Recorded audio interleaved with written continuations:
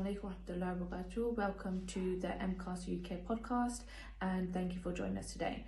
We'll be talking about the Malcom X autobiography written by Alex Healy. Now, Malcom X was such an amazing role model for us all today, and we're going to be going through his book and how he is still a current day role model for us. And today we are joined with the CEO of MPACUK, Ahmed Hussein, along with our brother in Islam, Aki Ayman. So these days we've obviously been hearing a lot about role models for men, role models for Muslims and so on. And I think that talking about Malcom X is definitely still relevant in our times. He was assassinated decades, generations ago, but he still remains relevant in our time. So in your point of view, what do you think is the main reason that he remains relevant in our times as a role model? We have so many things that we can learn from Malcom X. His life was a true meaning of standing for justice, freedom and equality, not just for a certain type of people, but for everybody, especially towards the end of his life, after he had gone to Hajj, after he had made his trip to Africa and different other nations, and he actually understood the true meaning of Ummah and what it means to stand for freedom, justice and equality for all. Malcom X's life, he didn't start off on a very good foot. However, he made sure that he made a change to his life, and he made changes that were good not only just for him but also for the community aspect. And I think a lot of us, we do forget that community aspect. We forget the Ummah and how, although we're a pea in an ocean compared to everybody else, how our actions do have ripple effects. And his actions wasn't just a ripple effect, it made waves, and it made changes for social justice, for the black community, for black Muslims, for Muslims in general. So Ayman, like Asma's pointed out, that he talked a lot about reform of the community. He talked about getting involved in politics. He talked about how to make things better for the black Muslim community, or the general black community in the US. What does that mean, though, making it in terms of being a relevant role model for, someone who's not black, someone who's in the UK and so on? Is there still something appropriate there, applicable there? Me personally, to be honest, I relate a lot to Malcom X myself. Reasons being, we were both getting up to no good when we were younger, and we were both put in prison. Yes, forget the colour difference itself. Look, he was getting prosecuted regarding his colour or what he stood for. I was getting prosecuted because I was Iraqi, and I came to this country without speaking of any English. So in that sense, I could say I do relate to him in some sort of way regarding, especially spending years in jail. Even though he went to prison very young, I went to prison very young. I went to prison when I was 19. So it's like, alhamdulillah, even though we don't follow the Nation of Islam and it's got nothing to do with Islam itself, I am glad that he was exposed to Nation of Islam, because once he was part of that organization, I would say, alhamdulillah, he started looking into, like the sister said, he started looking into the deen of Allah. You know what I'm saying? When he went to Hajj, that's when he found out what it really meant to be a Muslim. Different colors, different nationalities, no matter where you are in your life, no matter what country you're in, alhamdulillah, you still came together as one ummah. So for me, it took him to prison to look into Islam, even though it was Nation of Islam, and he was following Elijah, Muhammad and so on and so forth. Alhamdulillah, that was the starting point for him. So I'm glad that was the starting point for him, if that makes sense. I would add to that one of the things that definitely makes him relatable is like all of his different mixed, wide range of experiences. When he was a kid, he said to his teacher that he wanted to grow up to be a lawyer, and he goes from that to being a gangster, and then he goes from that to being a preacher, and then he goes from that to being a sort of a national advocate, a national level advocate against racism. And he was raised as a Christian. His father was a preacher, and then, as you said, he joined Nation of Islam in prison, and then he joined, we could say, true Islam, Orthodox Islam, in the last year of his life. And what is consistent through all of that is his hunger for justice. And I think that is ultimately what makes him relatable. It doesn't matter what your individual life story, your background is. There's something that hooks you into Malcom X's life story. And I agree. And what would you guys say in terms of like, okay, this is someone who's instantly relatable. You look into his life, you look into his books, you look into his movies, you look into the speeches and so on. Why are modern contemporary Muslim leaders, whether you're thinking on the Imam local level or even a national level, why are they not so relatable? Why are they not in comparison? Ladies goes first. Yeah. Jazakallah khair. Most masjids now are no longer relatable because they are now just business transactions. You know, there is no community aspect within masjids. You go there, you pray salah, you go home. In the times of the Prophet, masjids were places of work, not just places of worship. There were hospitals, there were education centres in the terms of educating yourself not just within Islam, but also, you know, geography, astrology, maths, English, science, literacy, sorry, not English. So, you know, these are no longer these places for these things. So that's why it's become so unrelatable. If we had places for our youth to go to become educated within the Ummah, you know, when was the last time your masjid recommended you reading Malcom X's autobiography, or reading, you know, the life of Khalid bin Walid, or you know, learning from, you know, Islamophobia and books on Islamophobia? These things are no longer current in our masjids, and that's why they've become so out of touch. Muslim leaders are no longer relatable because they only focus on the aspect of self. Now, it's like a sinking ship. We're all on the sinking ship. However, you know, they only look at themselves and perfecting themselves first. So, you know, perfect yourself first before you actually go and help other people. Whereas Malcom X, he believed in, you know, there's a problem right now and we need to fix it right now. Now, there's nothing saying that you can't perfect yourself and help other people at the same times. But what Imams are actually teaching people, that these things are mutually exclusive from each other, when actually they are mutually inclusive of each other. To be a true Muslim, you have to stand for justice. You have to stand for freedom of the Ummah. You have to stand for the equality of the Ummah. It doesn't matter if you're black, white, if you're from different parts of the world, whether you're Arab, whether you're South Asian, whether you're from North America, South America, you're all united under one banner, and that is La ilaha illallah. A really famous quote of his is that you either stand for something or you die for nothing, or something along those lines. I would push back on that just a little bit. I'll add to that. Okay. Like, one of the things that really comes through his experience with Nation of Islam, one of the reasons he really, really respects that sect was because he saw how it raised the self-respect. He was mainly talking, in his autobiography, many talks from the perspective of a black man. He was saying that it's raising the self-respect, and the program, the example he really dives into is the drug rehabilitation program. How does Nation of Islam help a black man get out of drugs? They go through this process.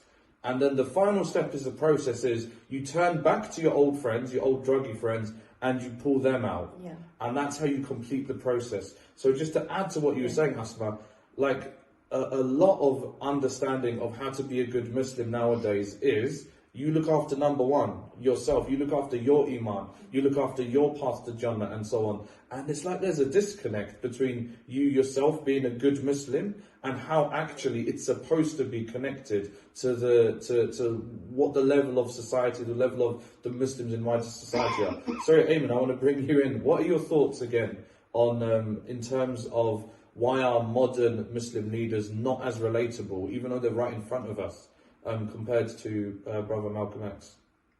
Look, I feel like we live in two different times. One, Malcom X didn't have as much freedom of speaking his mind or speaking what he's passionate about. So that's one thing. Secondly, we live in a time and age where you're easily cancelled. So everybody has to watch their tongue. Everybody needs to know what is said.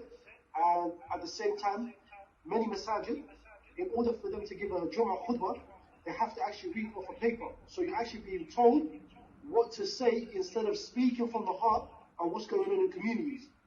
And I feel like that is the difference. This is why, comparing him to someone that was he was a freedom fighter, he was an activist, Allahumma barik, and he done a lot for his community. And one thing I've realized, anyone that brings unity amongst the Muslims is a target. Yeah. And he was a target, clear-cut target. This is my personal opinion. And even myself, I remember when I was starting, from the beginning when I started doing this youth situation, like getting the youth together and trying to get them to put their knives down and so on and so forth. I remember I got approached by some authorities and people that are higher up in the government that basically wanted to make me work with them. And I said, no, this is not for me. Like I said to you, anybody that brings unity, you're a target. If you don't work with them, then you're against them. Because you need to be a puppet. Yeah. And this is the thing about Malcom X. He wasn't. And I feel like a lot of masajid nowadays are funded. With all due respect here, I'm gonna say how it is. I don't care about no one's feelings. But a lot of masajids are paid into saying and avoiding to speak about certain topics that is affecting the ummah. So what would you say, like, you've mentioned obviously pain, you've mentioned money, that's a motivation. What else do you think might be a motivation that scares people away from speaking up like Malcom X? And what was the thing that... So fear of... Like, you've mentioned being cancelled, you've mentioned getting paid. Or even killed. Look, Malcom X got killed. So this is something that I remember my mother, knowing that I've got enemies myself, my mother used to say to me, like, sometimes she fears the fact that if I go to one of these talks and some of my enemies from back in my past will come up. I said, Mum, and I always gave her this phrase, I said, Mum, if I died and I died like Malcom X while giving a talk, alhamdulillah, if it's meant to be, it's meant to be. Yeah. And that's exactly what I was saying, that his most famous line was that you either stand for something or you die for nothing. And that's exactly it. Like, he believed wholeheartedly that what he was speaking was the truth and what he was doing was true. And he was a man of his word. Like, he wanted freedom for not only just black people but also for Muslims. Like, the last year of his life, he fought so hardly for unity within the ummah because he saw how colonizers had divided us so much that he, when he went to his trip to Africa, his trip to Hajj, he actually met with, there's some, I actually discovered when I was planning this podcast, like, he actually met with King Faisal. And like, the talks that they were having, it was absolutely amazing. And I want you guys to go away and read this book and go research into Malcom X's life and see how much of a change that he actually was willing to put his life on the line. And he knew his life was on the line. The day before he died, his room was actually targeted by a bomb attack. Wow. Did you guys know that? Like, and he came into that talk with clothes covered in dust, and he said, I'm starting this talk, and I'm starting it with my clothes covered in dust because last night someone tried to target my room with a bomb.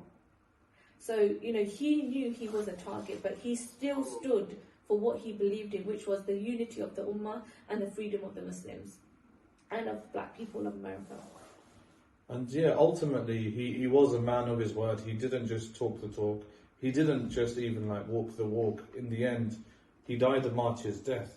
Yeah. And he was so highly motivated by what he believed in. Like, what we tempted to do, Muslims today, is to look at his words, to take his words, and to treat them like a bauble, treat them like some kind of glitzy, beautiful decoration. So, he talks, Malcom X, he says that the earth's most explosive and pernicious evil is racism. Yeah. He says that America needs to understand Islam because this is the one religion that erases the race problem. And what we do is we feel nice about that. And we think, yeah, this guy's saying something nice about Islam. But for him, it was like, this is the solution. And because this is the only solution, this is the only way to go down this path to solve this real problem that's affecting everyone, whether you're black or you're white, racism affects you. Yeah. And so he, like that, this is what sincerity looks like. What does sticking with your word, believing with your word, what does that look like? It looks like Malcom X. And like, I say this as a reminder to myself, if you're not on Malcom X's level, you're not even there yet in terms of sincerity, in terms of what you're saying your words are, in terms of what your words are and what your actions are. Now, we're doing this podcast in the month of his assassination to commemorate him, to remember him and keep his legacy going, inshallah. And may Allah have mercy on him and reward him for what he achieved. What do you think what do you think that more Muslims, let's say in the UK context, what should Muslims in the UK take away as a lesson from Malcolm X's life? Because there's just so much to him. So go. In this sort of sense, there's one ayah that comes to mind, yeah? Allah subhanahu wa ta'ala says in the Quran, Bismillah ar-Rahman ar-Rahim, Allah would not change the condition of the people until they change the conditions of themselves. So in this sense, Malcolm X knew, in order for me to have a bigger image, a bigger vision, a bigger understanding of my community, regardless if he's got enemies left, right, and center, he had many assassination attempts on his life. His car got blown up a few times, yeah? Like I said, the sister just mentioned, his house actually got blown up. Well, we tried to blow up his side of where his room is, and even had gunshots flying in through his windows when his kids are there. It just shows that this is a man, any man that sticks to the truth. And this ayah, I feel like he really tried to take it to the bullet point. Yeah? And it says, you cannot change the condition of the people. Who's the people he's talking about? The people of the time of Malcolm X. What they were standing for, who they were, what color they were, their culture, their love for one another, until you change the condition of yourself. So he worked on himself. He went to Hajj. He decided to know what the true meaning of Islam was. He found out that there is so much meaning to Islam other than just black, other than just culture, other than just race and so on and so forth. He knew that this is a unity based on faith, not based on color, not based on country. And this is what he done. I agree with you more. Like, it really was, what Malcolm X tried to do was to get people to understand the oppressor is not going to change the way they oppress you. Yeah. So the resilience has to come from yourself, from your community, from the people around you, from the way you interact with them and so on. And what does that mean? That means changing the status of the state of yourself. And in that way, Allah enables changing the state that you're in. And Asman, do you have anything to add to that? What do you think Muslims in the UK could take away? There is so much. Like, his whole life was such an example of how he came.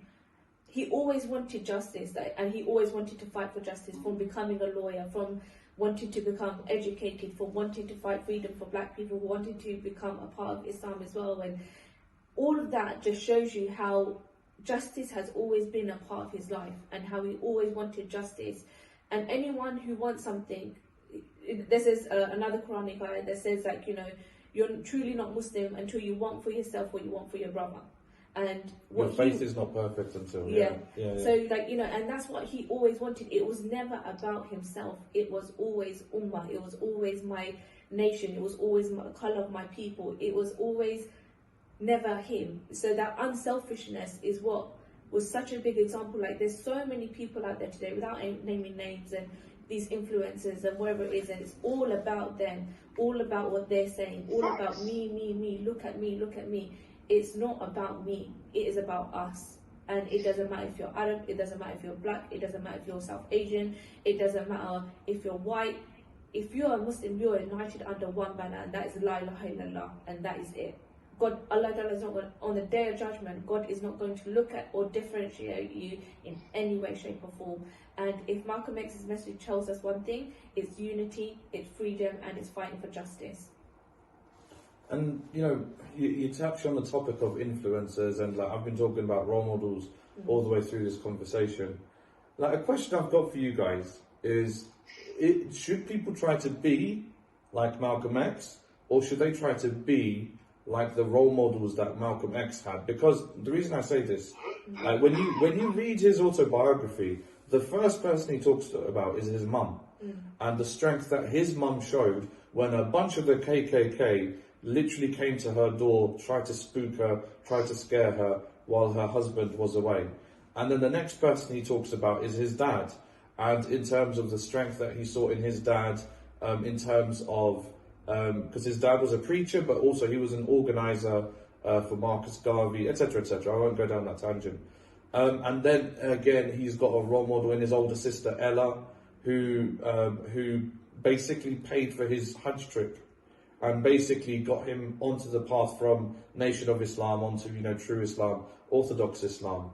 So what that does, if you look into that, you think, okay, look, I might not be able to be the next Malcolm X, but I could be the strong person that the next person, whether it's my child or another child out there, they could look at me and they might be the next Malcolm X. So what are your thoughts, guys? Like, from a parent's point of view, from an adult role model to the next generation point of view, what do you think is more important? Trying to be Malcolm X or trying to be the role model for the next Malcolm X? Actually, Ayman, if you want to go first. Quite mashallah. Sometimes I go to give some of my talks here, and in the audience there's quite a few, like there isn't a lot of people in the audience. It doesn't any way, shape or form make me feel some type of way. You know what? If it's meant to be like 10, 20 people, I'm not bothered. Sometimes I go to some talks, there are about 1,500 people, close to 2,000 people. My intention never changes. And I always have this intention that even if Allah subhanahu wa ta'ala allows 2 people to come to one of my talks, inshallah He uses one of them as a tool to guide another million. You understand? So for me it's never, but like I said, I think that we live in a day and age where, first up upon, the influences are more thinking about themselves. Nafsi. Like they think it's Yawm al-Qiyamah already.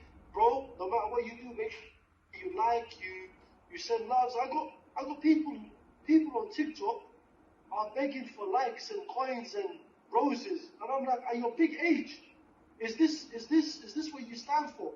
So, in this sort of sense, as a parent, I feel like the moment I became a parent, I feel like, you know what, it's a bit too late for me. Which is never is too late, by the way. But this is the mindset I have. So what do I need to do? I need to make sure that the future generation, i.e. my kids, grow up to be 10 times better than me. Any discipline that I was taught for my family, for my father and his father and his father, needs to be broken down, and it needs to take me to break it. Do you understand what I'm saying? I know exactly what you mean. Yeah. That generation. So I need to be the start of the legacy, basically. Alhamdulillah. That's the mindset you need to have. Yeah. Alhamdulillah. That's the mindset you need to have. Yeah, may Allah reward our parents for everything good that they've achieved through us. But exactly as you say, let's build on what our parents have done for us. And what do you think, Asma?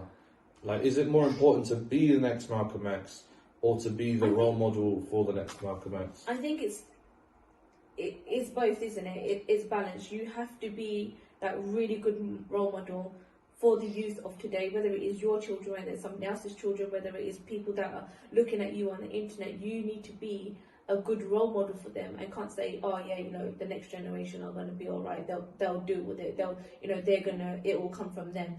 Unless we teach them, then how are they ever going to be, or how are they ever going to find justice? How are they ever going to find that I need to be the next Malcolm X? I need to be, the next, other influential person in Islam. Like, there's so many people. Like, I was talking the other day, and they're all talking about, certain individuals that are out there at the moment. And the one thing that I said is that Allah has sent us His divine laws, and if we stick to those, and we stick to the perfect example of a human being He gave us, which was our Prophet Muhammad sallallahu alaihi wasallam, then we can never go wrong in life.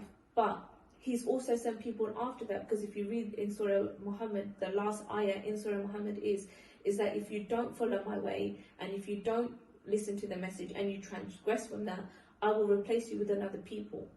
And unless we actually act upon what the words that Allah has given us and the laws that He's given us, then we are never going to be better people. And if we're not better people for ourselves, then we're definitely not going to be better people I'm about to go through a tunnel, so if the phone cuts out, I'll jump back on, inshallah. Okay, inshallah. Yeah, so it's just to not transgress from what God has given us already. He's given us everything in perfect form, which is why Islam was the last and final message from God. And also, with people like Malcolm X, with people like Muhammad Ali, with people like, there's so many good, influential people. Why are we not following these people? Yeah, they were from 50 years ago. Yeah, they're from 100 years ago. But the message they are saying is the exact same message that we are saying now. That unity in Islam is needed, that we need to fight for our freedom, we need to stop being oppressed and wake up from this sleeping mentality and start, pushing forward through politics. What we need to learn from Malcolm X's life is that change can come from, whether you're in your teens, 18, 19s, whether in your 20s, whether in your 30s, whether in your 50s. If we want to make a change, it's within us. We have to learn to educate ourselves. We have to learn to become politically active, to see what is going on at the moment and to fix it. Islamophobia is literally knocking on our door. 10 years ago, it might have been a small whisper, but now those whispers have become shouts, and those shouts have started to become screams, and we have to start dealing with these problems. And if one thing that we need to learn from Malcolm X's life, is that social justice does come from within us, and we have to learn to start uniting and working together. It doesn't matter what sect you're from Islam, and it doesn't matter what skin colour you have. We all need to work together because we are united under one banner. This month's podcast was about Malcolm X because commemorating the anniversary of his assassination. So we read his autobiography, we went through our thoughts on his life and the lessons from it.